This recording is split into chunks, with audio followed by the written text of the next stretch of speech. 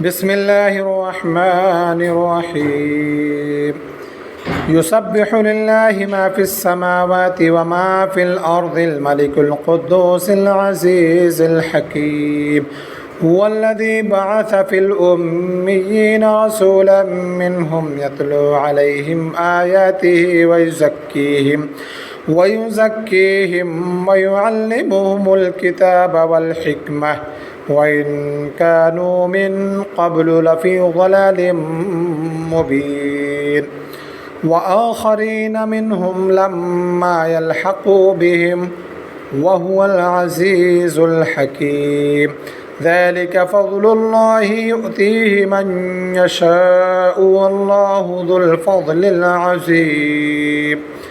مثل الذين حملوا التوراة ثم لم يحملوها كمثل الحمار يحمل أسفارا بئس مثل القوم الذين كذبوا بآيات الله والله لا يهدي القوم الظالمين قل يا أيها الذين هادوا إن زعمتم أنكم أولياء لله من دون الناس فتمنوا الموت إن كنتم صادقين ولا يتمنونه أبدا بما قدمت أيديهم والله عليم بالظالمين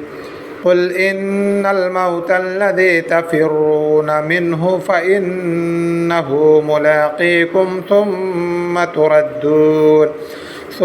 تردون إلى عالم الغيب والشهادة فينبئكم بما كنتم تعملون يا أيها الذين آمنوا إذا نودي للصلاة من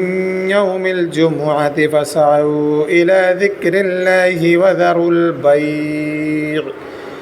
ذلكم خير لكم إن كنتم تعلمون فإذا قضيت الصلاة فانتشروا في الأرض وابتغوا من فضل الله واذكروا الله كثيرا لعلكم تفلحون